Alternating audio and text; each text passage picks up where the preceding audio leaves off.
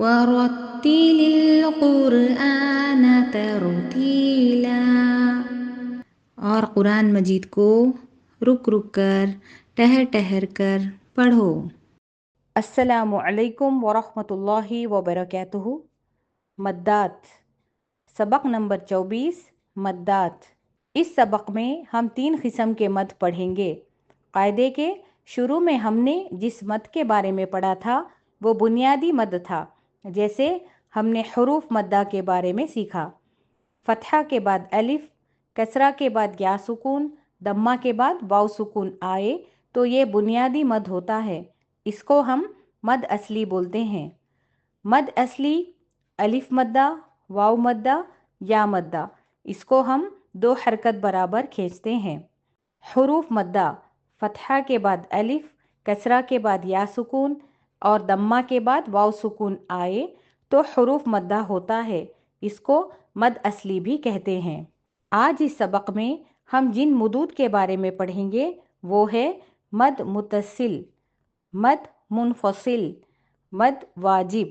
پھر سے دیکھیے، مد متصل، مد منفصل، مد واجب۔ ان 3 بنیادی مدود کے بارے میں ہم پڑھیں گے۔ اس کے علاوہ بھی اور بھی مدود ہیں، مد کی قسمیں ہیں، جیسے مد بدل، مد عارض لی سکون، اس طرح سے تو وہ انشاءاللہ آگے آپ سیکھیں گے۔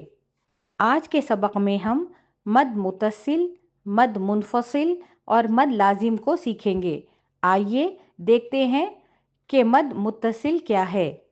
جب ایک حرف میں حرف المد اور حمزہ جمع ہو تو اس کو ہم مد متصل کہتے ہیں۔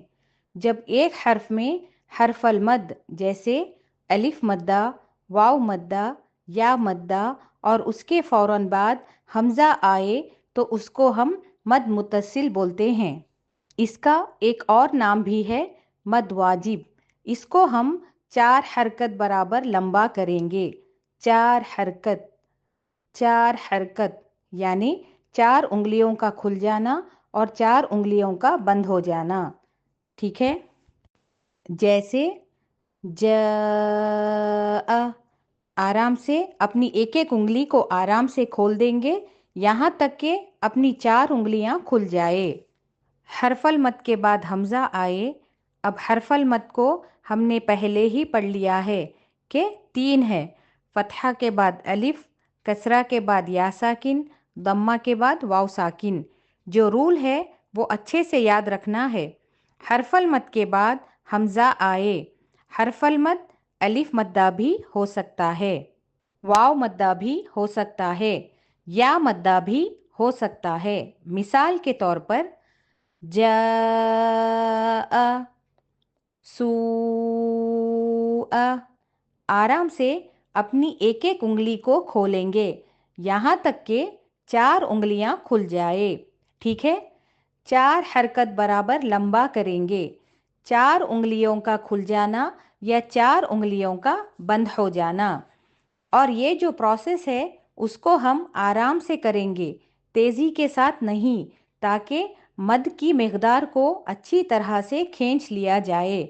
بہت سارے لوگ اس طرح بھی بولتے ہیں کہ 3 سے 4 الف، لیکن ہم نے سارے قاعدے میں الف کے مقدار سے نہیں، حرکت کے مقدار سے سیکھا ہے، اسی لیے اس کو بھی ہم کاؤنٹس کے حساب سے ہی سیکھ رہے ہیں۔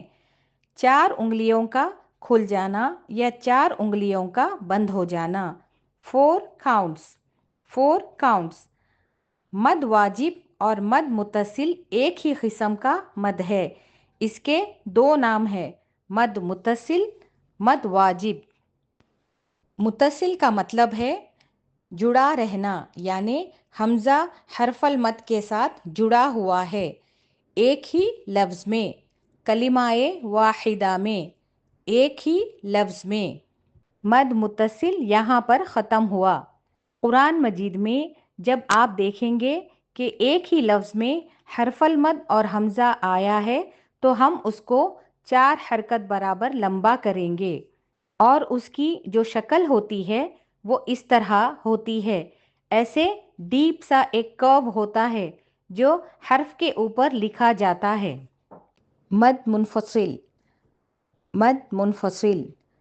जब हर्फ मद और हमज़ा दो अलग अलग कलिमात में या लफ्ज़ों में आए तो यहाँ पर मद मुनफसिल होता है। मद मुनफसिल का एक और नाम भी है, मद जायज़।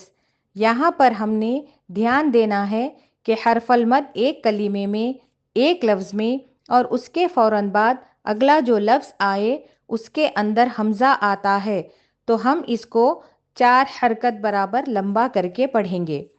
इस मद का नाम है मद जायज़ और मद मुनफसिल।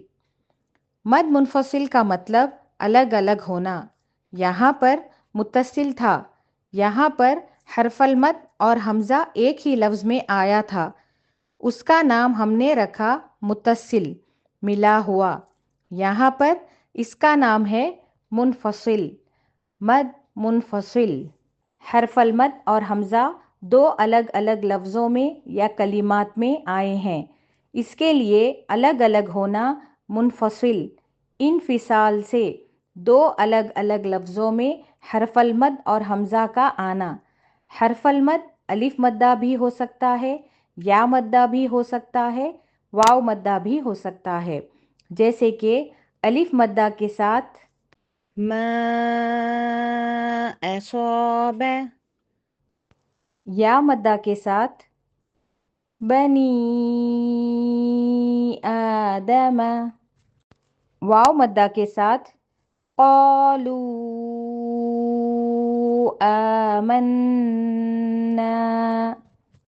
मद मुनफसिल को जो पहचानने का तरीक़ा है वो है ऊपर इस तरह से एक वेवी सा मद होता है, यानी मद मुत्तसिल का निशान ऐसा है और मुनफसिल का निशान ऐसा है।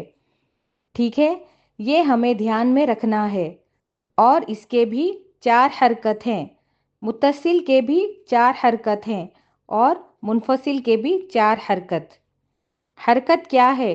4 उंगलियों का खुल जाना या 4 उंगलियों का बंद हो जाना, और ये आराम से किया जाए, बहुत तेज़ी से ना किया जाए।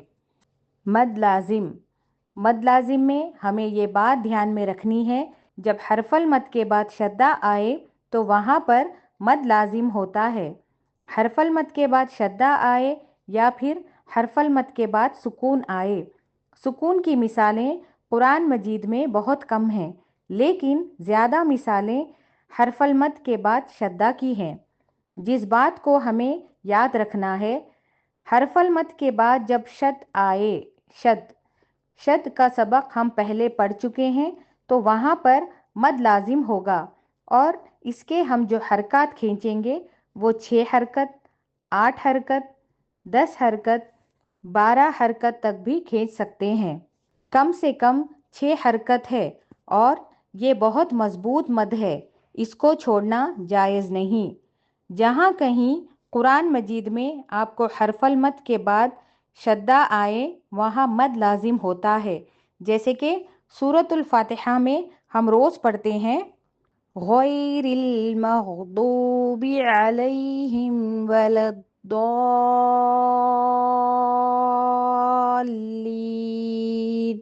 आमीन। तो यहाँ पर मद लाजिम है, इसका खींचना इख्तियारी है।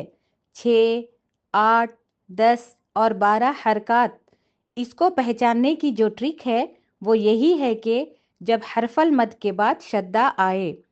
मद लाजिम में 2 किस्म के मद है, मद लाजिम कलिमी मुसक्कल, मद लाजिम कलिमी मुखफ़फ़। फिर से सुनिए, मद लाजिम कलिमी मुसक्कल। इसमें यह होता है कि जब हरफल मद के बाद शद्दा आए तो इस मद को हम कहते हैं मद लाजिम कलिमी मुसक्कल, यानी कि ये बहुत मजबूत और हेवी मद है। ठीक है, और इसी तरह से मद लाजिम की एक और किस्म है मद लाजिम कलिमी मुखफ़फ़। हरफल मद के बाद जब सुकून आए, यानी वो हर्फ साकिन हो तो होगा मद लाजिम कलिमी मुखफ़फ़, जैसे कि आल आना। कुरान मजीद में इस मद की बहुत कम मिसालें हैं। अब हम इसको पढ़ेंगे, मा असोबा, بني آدم. حرف المد واو کے ساتھ اور حمزہ دوسرے کلمے میں، اس کی مثال قالوا آمنا. چلیے شروع کرتے ہیں۔ مدات پیج نمبر 50۔ جاء جيء سوء أولياء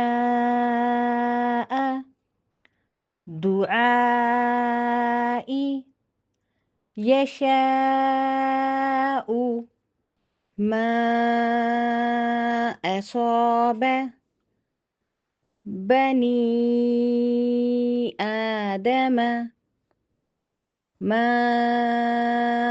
أمر. آرام سے انگلیوں کو کھولتے ہوئے ان حروف کو پڑھیں گے۔ قالوا آمنا كما أرسل إلى أجل. قرآن مجید میں مد لازم کلمی مخفف کی کم مثالیں ہیں۔ چلیے مد لازم کلمی مستقل کی مثالیں پڑھتے ہیں۔ دابة دابة